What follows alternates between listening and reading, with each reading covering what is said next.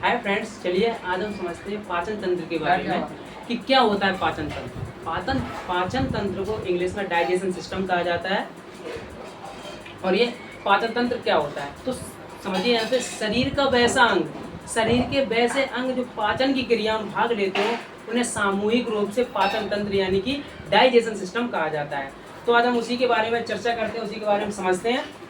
सबसे पहले ये समझिए कि पाचन हमें क्यों करना जरूरी होता है। तो पाचन से क्या होता है, हम भोजन में जो प्रोटीन होती है, भोजन में कई चीज़ें होती हैं, भोजन से हमें कई चीज़ें प्राप्त होती हैं, जैसे प्रोटीन हुआ, विटामिन हुआ, कार्बोहाइड्रेट हुआ, वसा हुआ, अम्ल हुआ, फैट हुआ। तो हमें ये सारी चीज़ें प्राप्त होती है पाचन के थ्रू।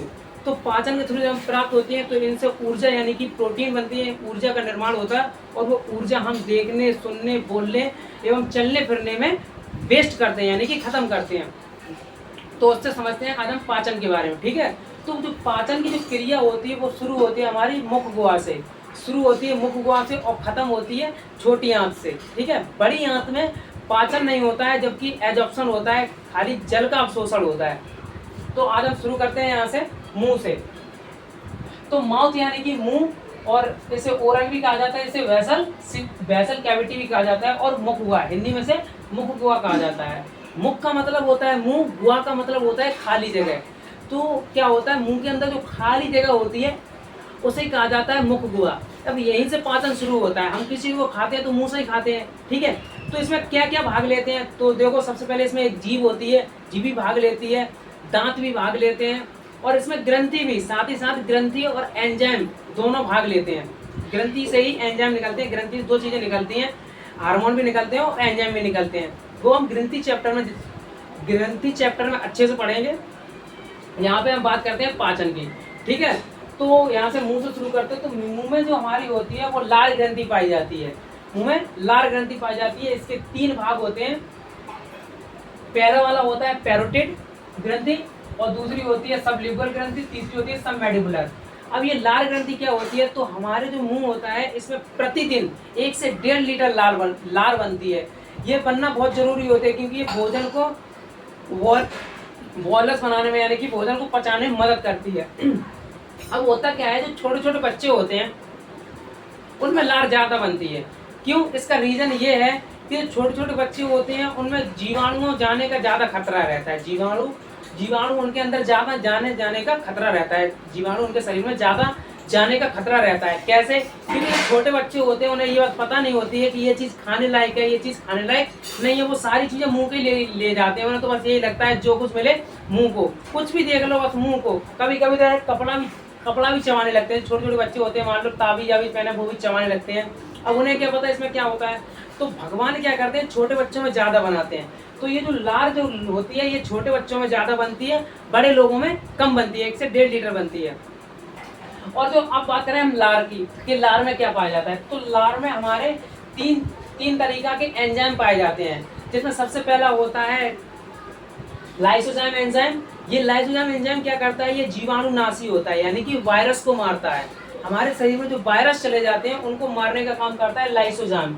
और दूसरा जो हमारा होता है टाइलिन। तीसरा होता है हमारा डाइस्टेज और टाइलिन, ये दोनों क्या करते हैं, स्टार्च यानी कि मंड, स्टार्च को हिंदी में मंड या चोखर कहा जाता है, इसको पचाने का काम करते हैं।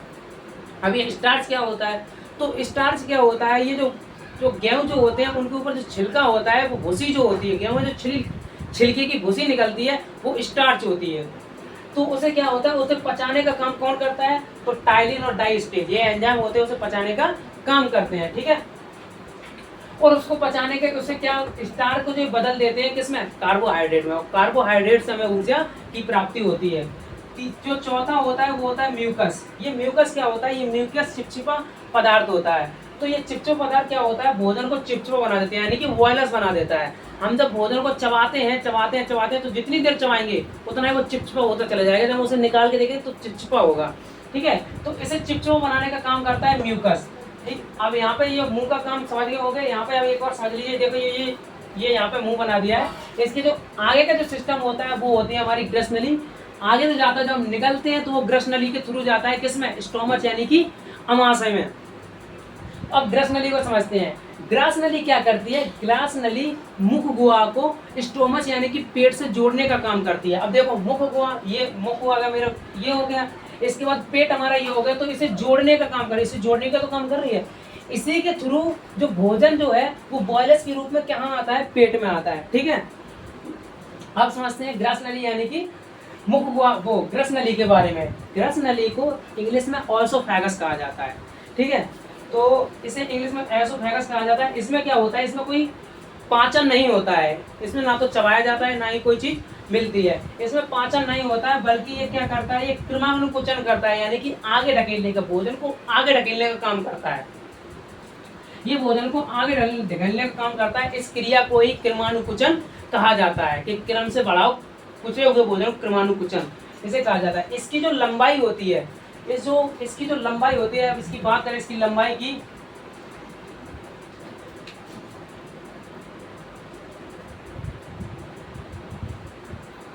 इसकी जो लंबाई होती है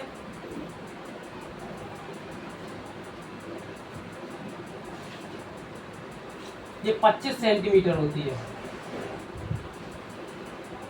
ठीक है, जो ग्रास नली की जो लंबाई होती है, इसकी जो लंबाई होती है वो 25 सेंटीमीटर होती है।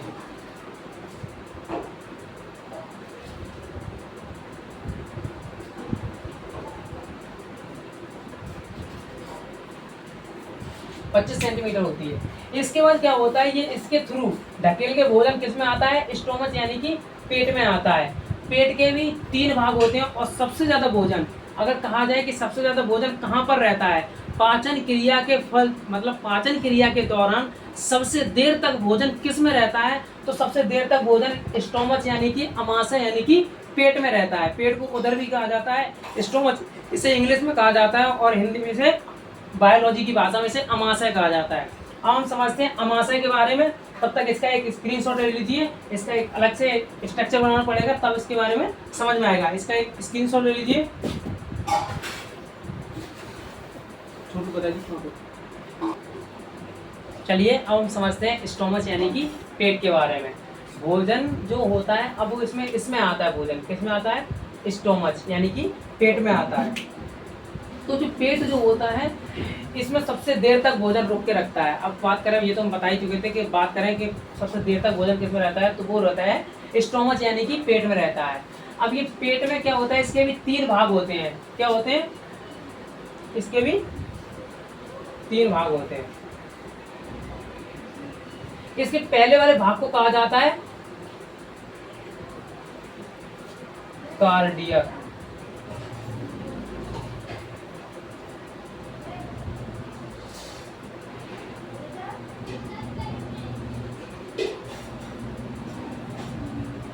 दूसरे वाले को कहा जाता है फंडिक।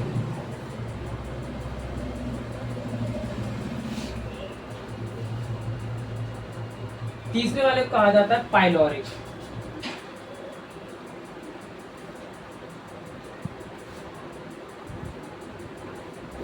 समझिए, इसका जो पहला भाग होता है इसे कार्डियक कहा जाता है, और दूसरा भाग होता है इसे फंडिक कहा जाता है, तीसरा जो भाग होता है इसे पाइलोरिक कहा जाता है। ठीक है, अब जो सबसे पहले जो कार्डियक जो होता है, भोजन आके पहले कार्डियक में आता है, तो यहाँ पर आइडिया डालते हैं कार्डियक।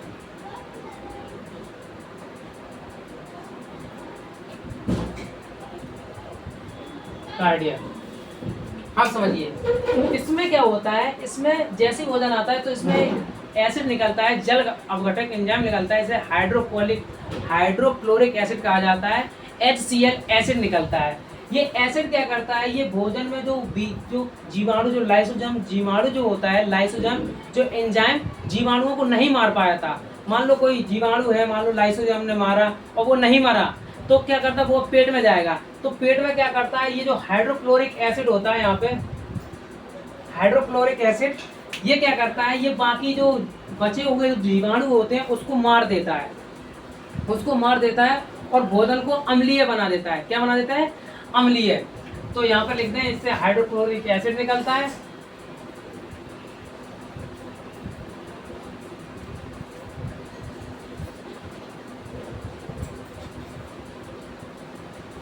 है, और क्या होता है, ये पेट का सबसे ऊपरी भाग होता है।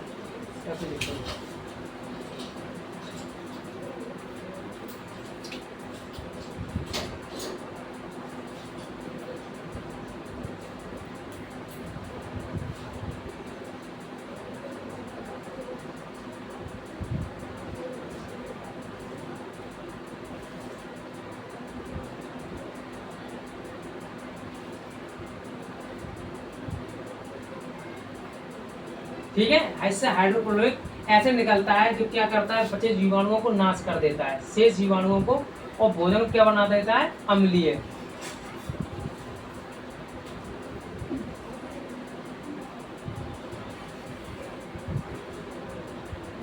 और भोजन को अम्लीय बना देता है। ठीक है।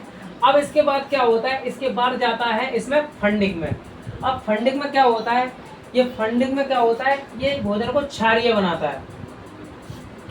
ये हाइड्रोक्लोरिक एसिड मिलने के बाद इसमें जाता है फंडिंग में।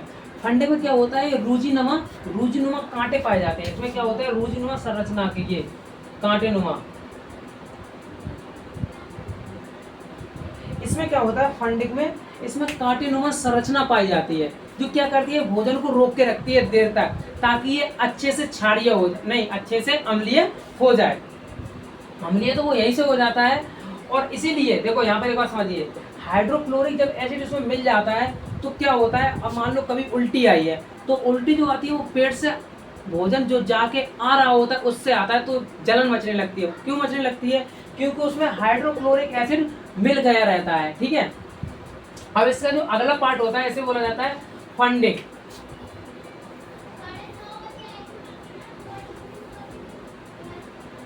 फंडिंग में क्या होता है, ये भोजन को रोक के रखता है। ये पेट का बीच का भाग होता है।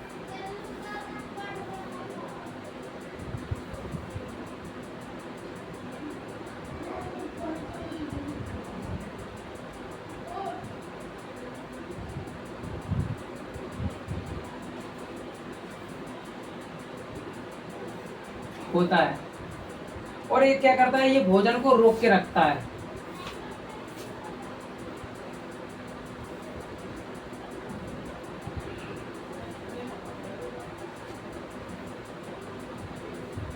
भोजन को रोक के रखता है।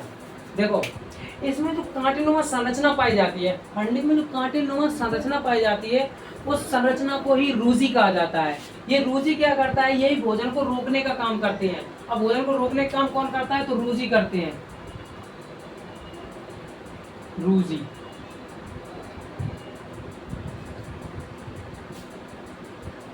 ठीक है। अब होता क्या है, कभी कभी भूख लगती है, तो भूख लगने पे क्या होता है, ये जो रूजी होते हैं ये खड़े हो जाते हैं। ये खड़े हो जाते हैं, इस वजह से पेट में चुभन होने लगती है, क्या भूख लगने पर। इसका जो अगला पार्ट होता है इसे बोला जाता है पाइलोरिक। पाइलोरिक में क्या होता है, इसमें दो तरीका के जठर रस यानी कि गैस्ट्रिक जूस निकलते हैं इसमें पाइलोरिक में। अब पाइलोरिक को समझिए अगले से।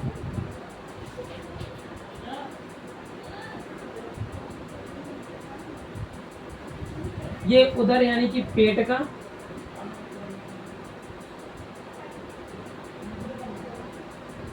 अमाशय का सबसे नीचा भाग होता है।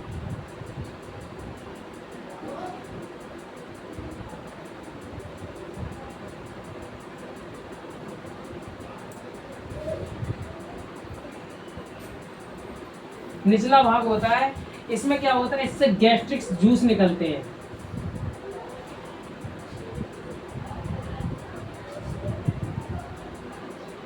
जिन्हें जठर रस बोला जाता है। जठर ग्रंथि पाई जाती है और जठर ग्रंथि से ही जठर रस निकलते हैं।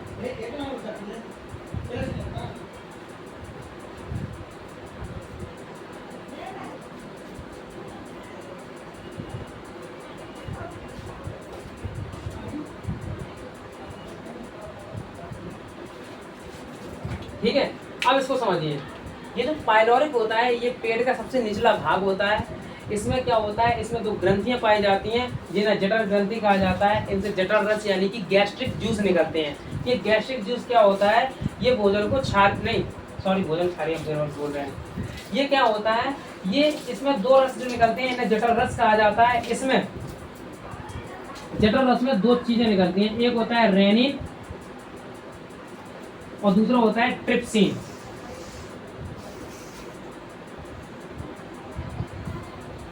रेनिन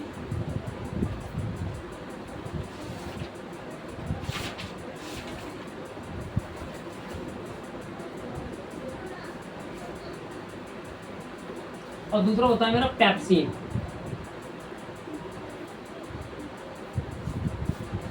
ये रेनिन क्या करता है अब समझिए यहाँ पे। ये पाइलोरिक एसिड ये अमाशय यानी कि उदर का सबसे निचला भाग होता है। इसमें जठर ग्रंथि पाई जाती है जिससे जठर रस निकलते हैं। और जठर रस भी दो तरीके के होते हैं, एक होता है रेनिन, एक होता है पेप्सिन। ये रेनिन क्या करता है, तो ये दूध को दही बना देता है।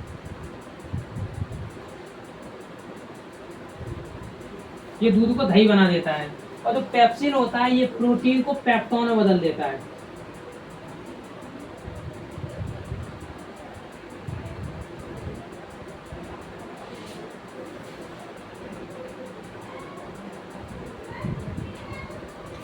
ये जो रेनिन होता है ये दूध को दही बदलता है।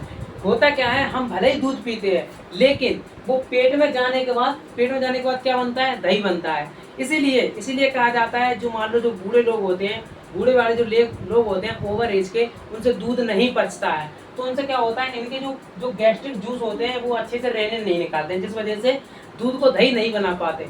तो उन्हें क्या करना चाहिए, उन्हें जैसे ही दूध पिए उससे उतना ही दही खाएं। तो दही खाएंगे क्या होगा, ये दूध को भी दही बदलता है। ये जो होता है ये रेनिन, ये दूध को दही तो बना ही रहा है और हम दही खाएंगे तब भी हमें उतनी एनर्जी देगा। तो क्या होता है, जब जैसे हमसे दूध नहीं पचता है तो हमें दही खाना चाहिए। दही भी हमें उतनी एनर्जी देगा जितनी हमें दूध से मिलती है। कौन से लोग, जो मतलब कि जिनकी एज हो गई, जिनसे दूध पचता नहीं है वो लोग। और ये जो पेप्सिन होता है ये क्या करता है, ये प्रोटीन को पेप्टोन में बदलता है। प्रोटीन को पेप्टोन में बदलता है। ये हमने पूरा स्ट्रक्चर बता दिया। अब इसके बाद जो भोजन जाता है, अब जाता है किसमें, छोटी आंत में। तो छोटी आंत में जाने से पहले इसमें जो लीवर होता है और अग्नाशय होता है, अग्नाशय से भी एंजाइम निकलते हैं और लीवर से भी एक ग्लैडर यानी कि पित्त निकलता है जो भोजन को क्षारीय बना देता है, क्षारीय बना देता है। ठीक है, अब समझते हैं हम छोटी आंत के बारे में। तब तक इसका स्क्रीनशॉट ले लीजिए। यहाँ तक किसी कोई दिक्कत पेट के बारे में, एक बार क्विक रिवीजन कर लें। पेट का जो सबसे ऊपरी भाग होता है इसे कार्डियक कहा जाता है, इससे हाइड्रोक्लोरिक एसिड निकलता है और ये भोजन को अम्लीय बना देता है। इसके बाद भोजन जो होता है वो फंडिक यानी कि बीच वाले भाग में सबसे देर तक रुक के रखता है, लगभग 4 घंटे तक। इसमें कांटेनुमा जो संरचना पाई जाती है उसे रूजी कहा जाता है। ये भोजन को रोक के रखते हैं। कभी कभी भूख लगने पर हम खाना नहीं खाए रहते हैं तो ये रूजी जो होते हैं वो खड़े हो जाते हैं और हमारे पेट में चुभन होने लगती है। ठीक है, तीसरा जो होता है वो हमारा पाइलोरिक होता है। इस पाइलोरिक से जठर रस यानी कि जठर ग्रंथि से जठर रस निकलते हैं। इसमें रेनिन और पेप्सिन निकलता है। रेनिन दूध को दही बनाता है और पेप्सिन प्रोटीन को पेप्टोन में बदल देता है। ठीक है, अब इससे आगे चलते हैं। अब चलते हैं छोटी आंत की तरफ। ठीक है, तब तक इसका स्क्रीनशॉट ले लीजिए।